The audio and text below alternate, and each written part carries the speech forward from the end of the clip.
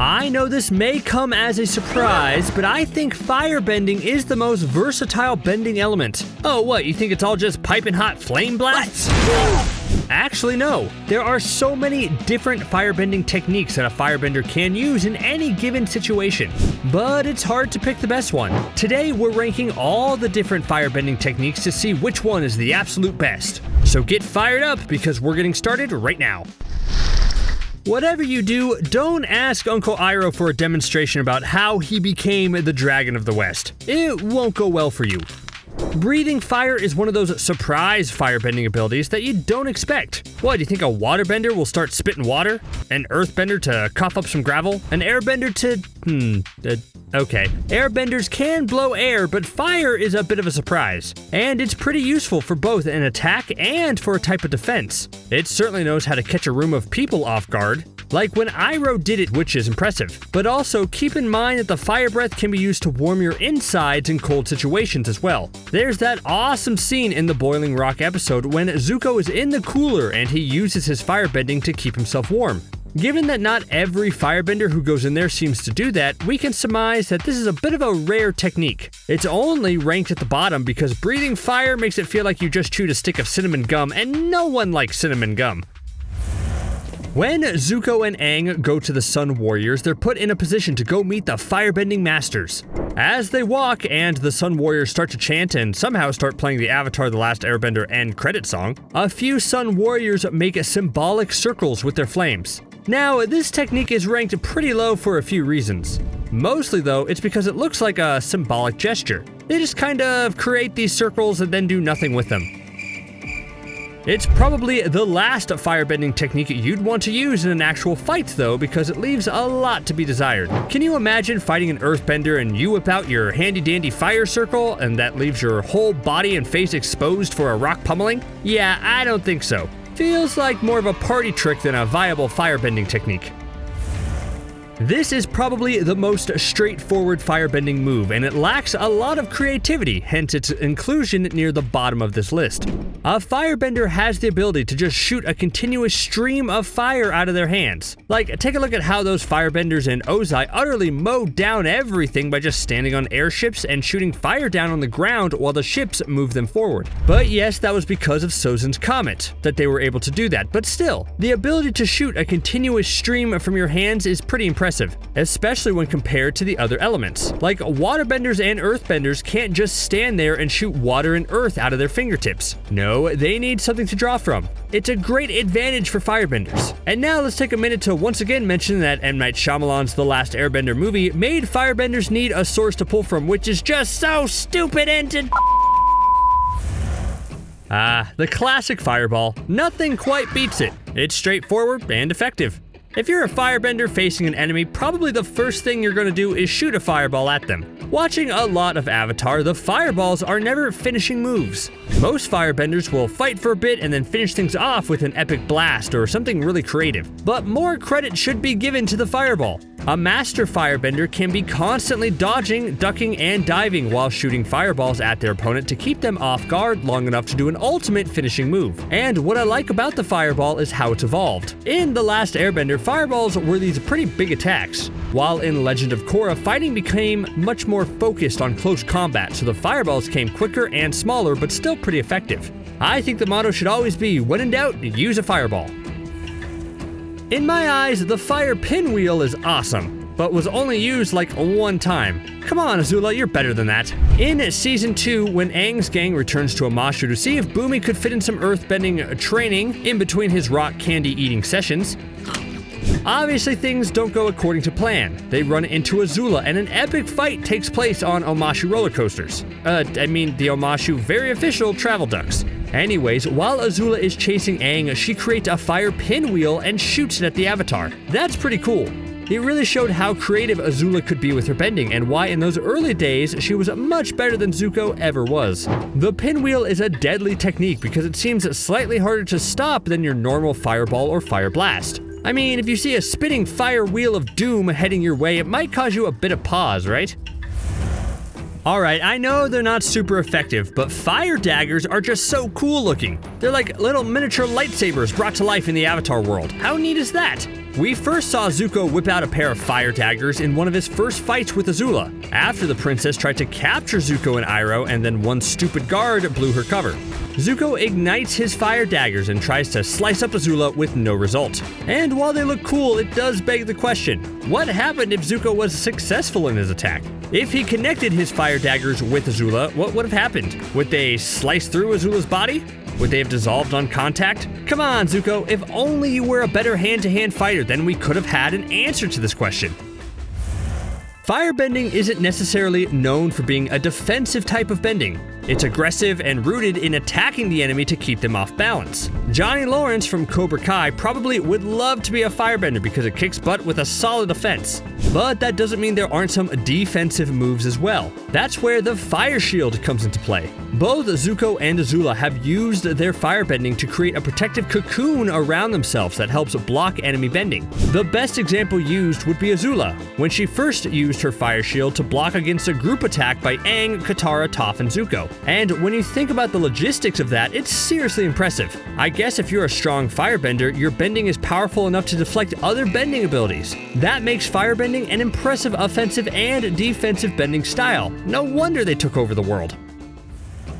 I believe one of the coolest moves in all of bending is the ability to redirect another person's attack. And that's immediately more impressive for firebenders. Sure, all other benders can redirect attacks of their own bending, meaning Toph could catch and throw back a rock that was thrown at her, Katara could catch water that's coming her way, and Aang could redirect any air attacks if there was an airbender alive at that time to throw air at him. But when firebenders like Zuko do it, it's something to be admired. We're told a lot in Avatar that fire is the only element that's truly alive and therefore the most dangerous and hardest to control. So a firebender has to be a highly skilled one in order to not only block an incoming fire attack, but also have the mental fortitude to take that attack, redirect it, and shoot it back to their enemy in one smooth motion. If they aren't careful, they'd probably lose control relatively quickly. I've already harped on the Last Airbender live-action movie once, and maybe that's enough. What is this? Who am I kidding? That movie deserves all the trash that's heaped onto it. Because I previously mentioned how awful it was that the firebenders in that movie needed a power source to draw from. But on top of being dumb, it also inhibits one of their cooler abilities from the show, fire augmentation. Besides just producing flames, firebenders can control the size and intensity of nearby flames. People like Zhang Zhang have used this to great effect when he's trying to scare the people around him. But it's also a great training exercise. In the Sun Warriors episode, Zuko and Aang are given flames that they have to foster and keep alive without overdoing over a long period of time. It was a great mental exercise to help Aang and Zuko learn how to firebend properly. Now we're getting to some techniques with a bit more oomph to them. A bit more firepower, some would say. Not I, of course, because I'd never make a terrible pun like that. Anyways, let's talk about fire missiles. This is basically an advanced form of fireballs, just with more power behind them.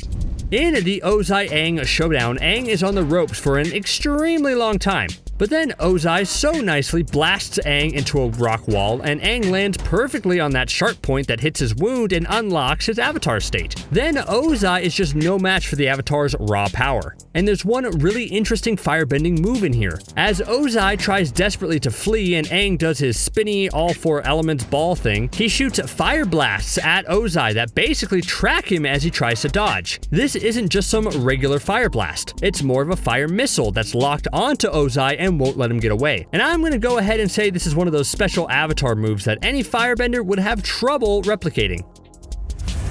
Out of all the singular weapons you can make with firebending, I think the most awesome are the fire whips. I mean, come on, you can't call yourself a firebender until you bust out the fire whips. Forget boring old fireballs. Instead, make a pair of whips that you can use to strike your enemies in this wild and wacky technique. Like, how do fire whips even function? Water whips are a little more understandable, but because fire is this naturally a living thing that wants to spread and move in all directions, it's really impressive to see firebenders being able to harness those flames enough to create a whip-like weapon. Zuko busts these out in his tragic betrayal underneath Ba Sing Se, and all I can think about is how I wish he would have pulled an epic "get over here" from Mortal Kombat and yanked Aang closer to him. When in Rome, right?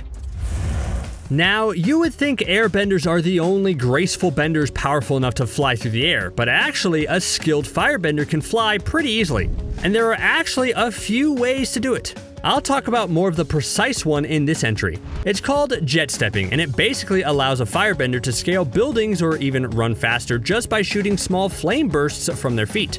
If a powerful enough firebender was able to master this, then they'd be almost untouchable. Although this isn't necessarily a feat highlighted that much in the Avatar show, it does feature in the Kyoshi novels, so check those out if you haven't already. Okay, let's be honest, how do we feel about Avatar Roku? I'm always torn on the guy. Yes, he's this wise sage who helps guide Aang in his moment of need, but even Roku has admitted he was a little foolish in his life, especially when it came to his buddy Sozin. It's my wedding! Have a cookie! He turned a blind eye, and that helped Sozin sop up power and be able to take over. And Roku ended up having an epic and tragic death when he had to go up against the raw power of an exploding volcano. And it's in this scene that a really special firebending technique shows itself, and that's heat control. There were instances where Roku was trying to firebend the smog away from the lava to help cool the volcano down, which asks the question, could a firebender take the heat out of someone else's body if they tried really hard enough?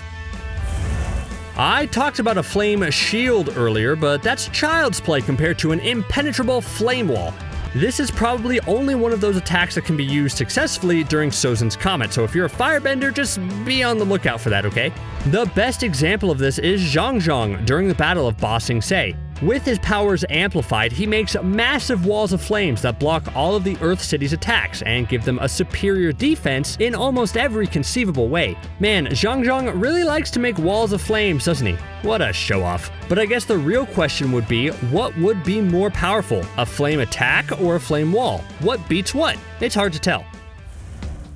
I talked about jet stepping earlier, but now let's go with something more powerful, jet propulsion. When we first saw Azula use this technique, it was jaw-dropping. The sheer power of watching Azula blast off like a rocket ship headed to Mars completely changed the game, and it made her an even more intimidating fighting force to be reckoned with. It just looks like it has a raw power to it that makes it difficult to control. Would it be easier for an everyday firebender to jet propulse like this? And really, how unfair was that move? Come on, firebenders, you already have such cool stuff. You're seriously gonna take flying as your own as well? Sometimes you just want an attack that goes boom. And if you're a powerful firebender, you have that power. Unlike any other bender, a really powerful firebender has the ability to charge up what in essence is a firebomb. Think about it, that's an ability that no other bender could do. Look at Ozai again in that final battle. When Aang turtles up into that rock formation, Ozai brings the heat, but then, while monologuing, he charges up a devastating fire attack that breaks the rock formation completely. He basically winds up and amasses a big ball of flame to chuck at Aang like he's some sort of relief pitcher. Hopefully this isn't just a Comet thing, because if more firebenders could do this technique, that'd be awesome to see again. When Zuko came to teach Aang firebending, there was one problem. He wasn't as good anymore. Whoops. He had lost the anger and the passion that has driven him for so long, and he was struggling to find a purpose. So Aang and Zuko went off on a nice bonding adventure and came across an ancient tribe of firebenders who practice a slightly different variation of the traditional firebending. It was called the Dancing Dragon, and it allowed Aang and Zuko to find some common ground between them. The technique seemed to blend firebending with airbending to create a powerful flame, and given how they went on to save the world, I take it the technique was pretty effective. Alright, here we are, the mother of all fire blasts. It's the Fire Comet, a totally ginormous fireball that makes every other fireball look puny by comparison. When Sozin's Comet passed by, granting the firebenders immense strength, Iroh formed his own Fire Comet that penetrated Ba Sing Se's walls. Like, I know this was Sozin's Comet and all, but like, do any of us doubt Iroh would have been able to do this on any other day? Combustion bending is so powerful that the only person that can take down a combustion bender is that same combustion bender. There's still so much we don't know about this explosive firebending technique or the exact history behind it, but we know there's a few of them out there causing trouble. Man, can we for once have a combustion bender on our side? Is that too much to ask? That power is absolutely devastating, and it doesn't look like it requires much skill or fighting ability. In The Legend of Korra, lightning bending was a really casual thing that a lot of people could do. But in Avatar: The Last Airbender, it was the most powerful bending technique by far. So much was said about how lightning was this uber powerful force, and if someone shot lightning at you, you really couldn't put up a water shield or a rock to block it. The only way to really defend against it is to learn to redirect it, which was described as an incredibly difficult process that involved maneuvering it around your inside so it avoided all those vital organs. Again, it kind of lost its luster in the sequel series, but back in Aang's time, oh man, run and duck for cover if you can. Alright, hear me out. A fire suit of armor. Boom. Sure, you'd probably get a little sweaty as it seals in all the juices, but come on! Think of how awesome that would look, right? I think it's a good idea.